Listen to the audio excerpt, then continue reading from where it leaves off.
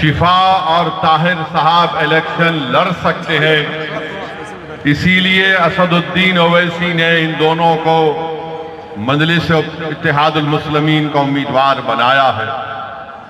अब जो लोग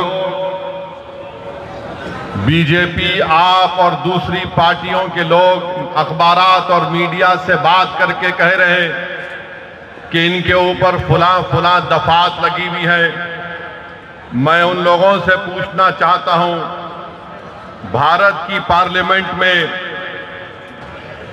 करीब 250 ऐसे एमपीज जीत कर आए हैं जिन पर बहुत सीरियस क्रिमिनल केसेस है। 250 में से 170 के ऊपर रेप का मुकदमा है, एमपी है, मर्डर का मुकदमा है, एमपी है, अटेम्प्ट टू मर्डर का मुकदमा है, एमपी है, किडनैपिंग का केस है, एमपी है, महिलाओं के खिलाफ केसेस हैं, एमपी है। इसमें बीजेपी के करीब 94 जीतने वाले कैंडिडेट्स के ऊपर क्रिमिनल केसेस हैं, जिसमें से 63 के ऊपर सीरियस क्रिमिनल केसेस हैं। तो ये लोग जो बकवास कर रहे हैं, कांग्रेस पार्टी के 32 एमपीज के ऊपर सीरियस क्रिमिनल केसेस हैं, समाजवादी के 17 के ऊपर सीरियस क्रिमिनल केसेस हैं, शिवसेना के करीब 4 एमपीज के ऊपर क्रिमिनल केसेस हैं।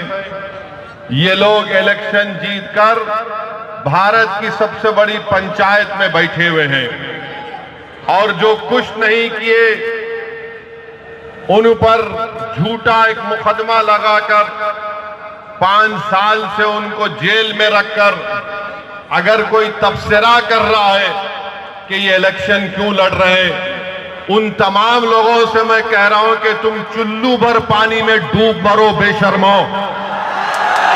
भारत की पार्लियामेंट में इतने एमपी जीत कर आ रहे हैं कि एक पार्टी के एमपी के ऊपर सीरियस क्रिमिनल केसेस हैं। तुमको वो दिखाई नहीं देता क्योंकि जिसका नाम शिफा है, जिसका नाम ताहिर है, तुमको वही नजर आता। इससे तुम्हारी तंग नजरी का इजहार होता है। हम बराबर टिकट दिए, पहली मर्तबा नहीं दिए हैं, फिर से देंगे। अगर जो कोई सरकारें किसी के ऊपर जुल्म करेगी और नाहक उनको जेल में डालेगी, तो जमहूरियत का तकाजा ये भी है कि आप उन बेजुबानों की आवाज बने। मजलिस ने कोई गुनाह नहीं किया, बल्कि मजलिस ने अच्छा काम किया। और अगर कोई मुझे पूछेगा क्या कह रहे हो, तो क्या जॉर्ज फर्नांडिस के ऊपर बड़ौदा डायनामाइट केस नहीं बुक हुआ था? बिहार के मुजफ्फरपुर से जेल में बैठकर जॉर्ज फर्नांडिस इलेक्शन जीते, तो इंशाअल्लाह ताला शिफा भी जेल में बैठकर ओखला का इलेक्शन जीतेगा और एमएलए बनेगा इंशाअल्लाह ताला। अब आप बताइए कि जो 5 साल से जेल में है, ना कोर्ट में कार्रवाई चलती है, ना मुकदमा खत्म होता है, ना विटनेसेस का एग्जामिनेशन होता है, मगर प्रोसेस एक पनिशमेंट बना दिया गया। शिफा जेल में क्यों है और केजरीवाल जेल के बाहर क्यों है? शिफा जेल में क्यों है? अमानतुल्लाह को बेल क्यों हो गई? सिसोदिया को बेल क्यों हो गई? शिफा को बेल क्यों नहीं होती? जैन को बेल हो जाती है, ताहिर हुसैन को बेल नहीं होती है। बताओ कौन किससे मिला हुआ है, ये आपको 5 तारीख के दिन तय करना है। मेरे अजीज दोस्तों और बुजुर्गों, मुख्यमंत्री जेल में था 6 महीने, छोटा रिचार्ज केजरीवाल 6 महीने शराब के केस में जेल में था और आज 6 महीने के बाद निकलकर मुख्यमंत्री बनकर जेल में था और शिफा जेल से इलेक्शन लड़ रहा है। हमारी बहन अवाम के दरमियान में आकर अपने मासूम बच्चे और अपने शौहर के लिए बेबसी का इजहार कर रही है। तो जनता को तय करना है।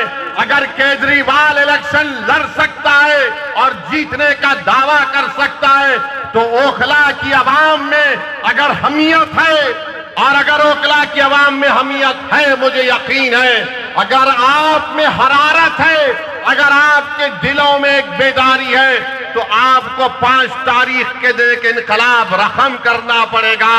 इस देश में अगर केजरीवाल को बेल हो सकती है और इलेक्शन लड़ सकता है 6 महीने के बाद, तो शिफा को हम जेल में बिठाकर इलेक्शन जिताएंगे।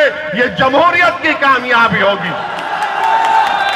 अगर नरेंद्र मोदी के पार्टी में ऐसे 90 एमपी हैं जिन पर क्रिमिनल केसेस है, तो मजलिस ने कोई गुनाह नहीं किया, कानून इजाजत देता है, हमने अपने उम्मीदवारों को मैदान में उतारा। जो लोग ये आम आदमी पार्टी के कह रहे नहीं वोट कटेगा, अरे 94 से लेकर 2019 तक यहां से अल्पसंख्यक समाज का उम्मीदवार एमएलए बना। अब तुमको बीजेपी कैसे याद आ गई? तुमको ईडी पकड़ के लेके गई, तुम कौन सी चाय पीकर बेल हासिल करे हमको बताओ। तुमको बेल कैसे मिल जाती है, शिफा को क्यों नहीं मिलती? तुम्हारे आका केजरीवाल को 6 महीने के बाद बेल मिल जाती है, शिफा को क्यों नहीं मिलती? सिसोदिया 16 महीने जेल में बेल मिल गई, जैन जेल में बेल मिल गई। बताओ कहीं तुम कुछ सेटिंग तो नहीं कर लिए? तुम मुझ पर इल्जाम लगाते हो और आज हम मजलिस उम्मीदवार या खड़ा करी तो नहीं बीजेपी जीत जाएगी।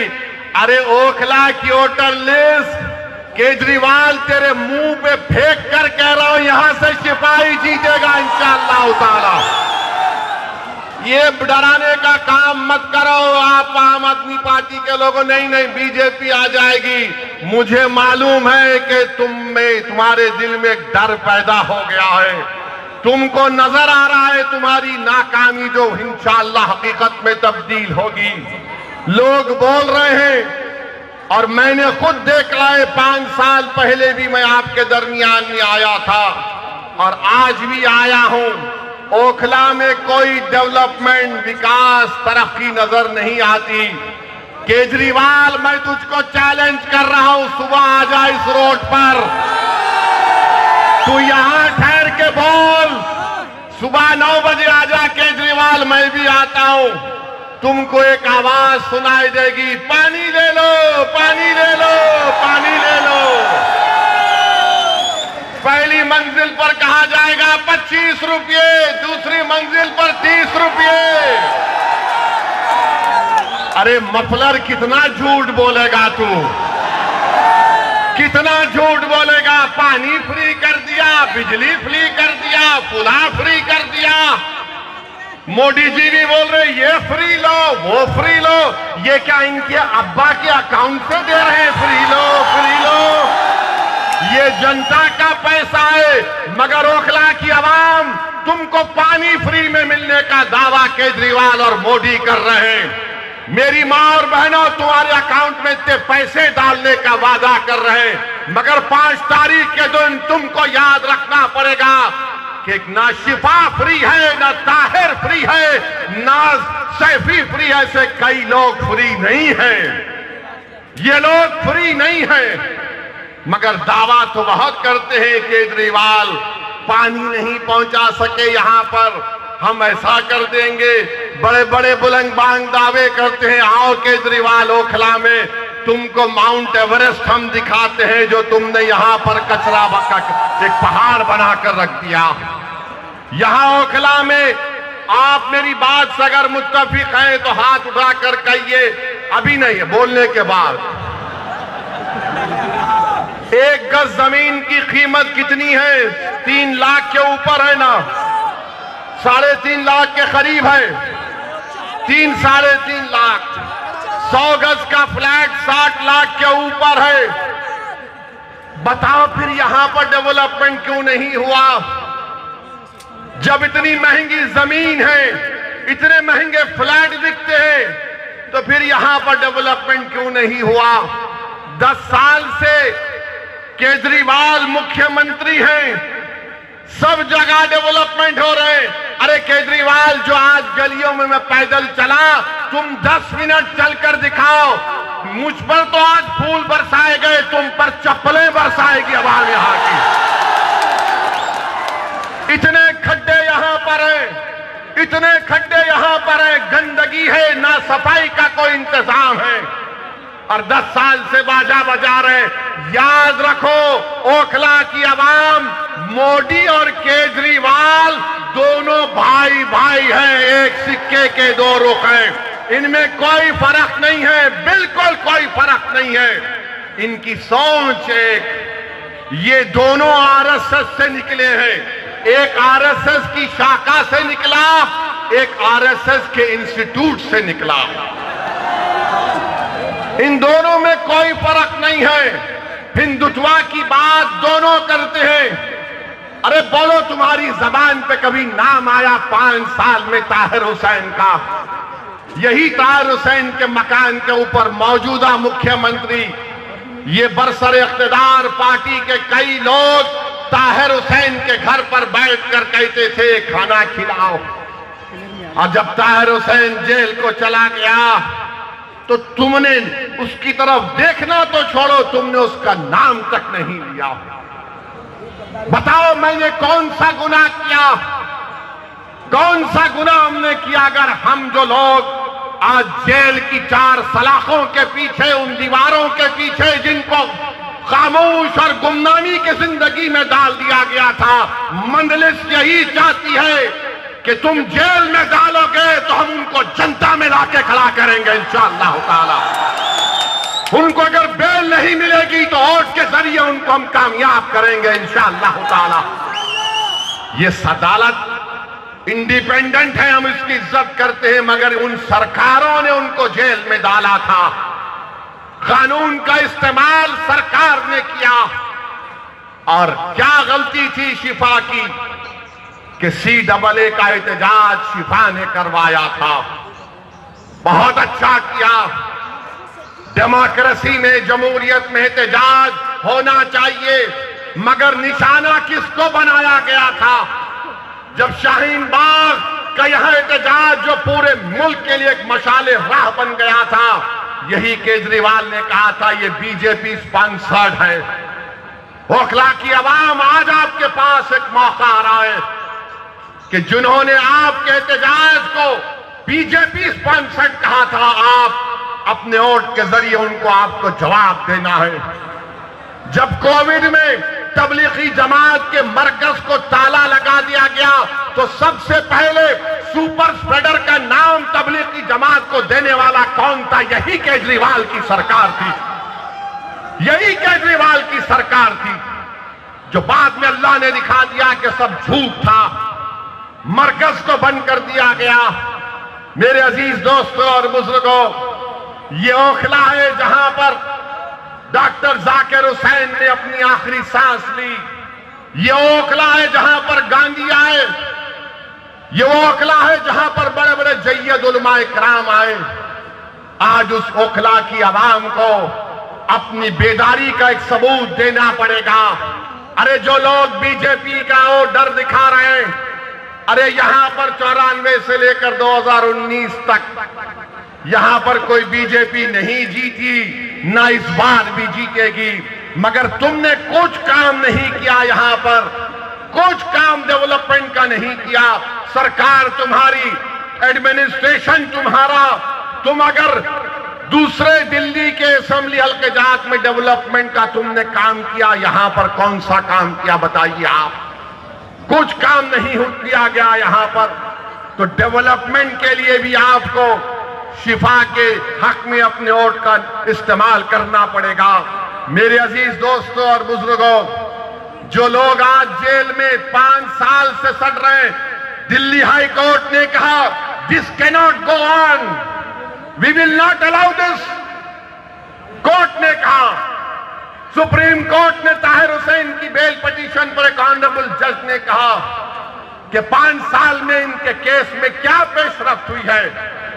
मेरे भाई, जो लोग मुझ पर इल्जाम लगाते हैं, इल्जाम इसलिए लगाते हैं कि असदुद्दीन ओवैसी हमेशा बेजुबानों के साथ खड़ा था और खड़ा रहेगा। जो कमजोर है वो मेरी आंखों में मजबूत था और रहेगा इंशाअल्लाह ताला। जो हुकूमतें और वक्त के जालिम और जाबिर लोग किसी को दबाना चाहते हैं तो मजलिस उनको दबाने नहीं देगी, हम लड़ेंगे। CAA का कानून भारत की पार्लियामेंट में लाया गया था। मोदी के 300 MPs के सामने मैं और इम्तियाज जलील ने खड़े होकर कहा कि हम तुम्हारे उस काले कानून को नहीं मानते, हम उसको फाड़ते हैं। हम भी कहीं नहीं मानते उस कानून को। मेरे अजीज दोस्तों और बुजुर्गों, ये 10 साल से केजरीवाल की सरकार है, 18 महीने से वक्फ बोर्ड नहीं बनता। बताओ केजरीवाल के मेले, तुम्हारी पार्टी ने वक्फ बोर्ड क्यों नहीं बनाया? तुम नहीं बनाए, मोदी ने अपने ओहदेदारों को बिठा दिया। आज जामा मस्जिद के हुदूद में एक मूर्ति को लगा दिया गया। ये केजरीवाल और उसकी सरकार जिम्मेदार है। वक्फ की प्रॉपर्टीज को दिल्ली में लूटा जा रहा है और ये बीजेपी का डर दिखा रहे हैं। मेरे अजीज दोस्तों और बुजुर्गों, ओखला में बाज ऐसे अमराज हैं, ओखला में बाज ऐसे अमराज हैं, उनका इलाज करने के लिए क्या बोलते हम लोग, शिफा। बीमारी का इलाज, उसका अपोजिट क्या है, शिफा, है ना? तो इन तमाम लोग जिनके जहनों में एक नफरत की बीमारी है, जिनकी सोच और फिक्र में यह है कि नहीं, क़यादत नहीं उभरने देंगे। आज आम आदमी पार्टी कह रही है बीजेपी आ जाएगी। कोई कहता हो ऐसी साहब आप तो कौम की लीडरशिप की बात करते हैं। हाँ, मैं करता हूं, करता रहूंगा, मगर मैं बेईमानों की और बेनामी की लीडरशिप का कायल नहीं हूं। मैं आजाद लीडरशिप का कायल हूं जो गरीबों के लिए लड़े। अरे तुम्हारी जबान तो तुम्हारे केजरीवाल के सामने झुक जाती है, तुम मुंह नहीं खोल सकते। अगर तुम मुंह खोलते थे तो तुम शिफा का नाम लेते। अगर तुम आजाद होते तो तुम तबलीगी जमात पर झूठा इल्जाम नहीं लगाते। अगर तुम आजाद होते तो तुम यहां पर डेवलपमेंट का काम करवाते। मेरे अजीज दोस्तों और बुजुर्गों, मेरी आपसे अपील है कि ये बीजेपी का डर दिखाती है। अरे बीजेपी का डर दिखाने वालों, 2024 के लोकसभा के चुनाव में क्या मैं आया था? क्या मैं आकर बोला था आपको ये मेरा उम्मीदवार है तो बीजेपी पूरे कैसे जीत गई?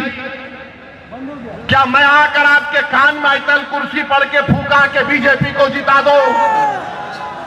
ये झाड़ू क्या कर रहा था उस वक्त? ये मफलर क्या कर रहा था? ये छोटा रिचार्ज क्या कर रहा था? अरे तू एक सीट पर बीजेपी पर कामयाबी हासिल नहीं करा, हम 2 सीट लड़ रहे तो इसकी नींद हराम हो गई।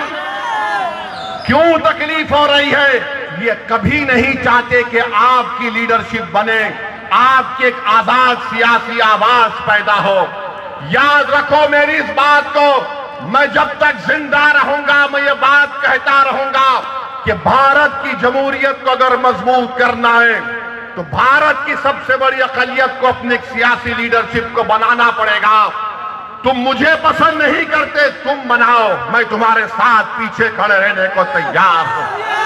मगर याद रखो, मैं इस दुनिया में रहूं या ना रहूं, अगर तुम ये काम नहीं करोगे तो 50 साल के बाद तुमको मेरी इस तकरीर के अल्फाज याद आएंगे कि एक दीवाना आकर हमसे कहा था कि अगर हमको अपने मसाइल को हल करना है, अगर हमको इंसाफ चाहिए, अगर हमको इज्जत चाहिए, अगर हमको मान सम्मान चाहिए, अगर हमको अपने बेटों को, अपने भाइयों को, अपने बाप को अपने साथ देखना चाहते हैं, जेल में नहीं, तो लीडरशिप बनाओ मेरे भाई, लीडरशिप बनाओ। याद रखो, कोई आसमान से उतर कर तुमको लीडर नहीं बनाएगा।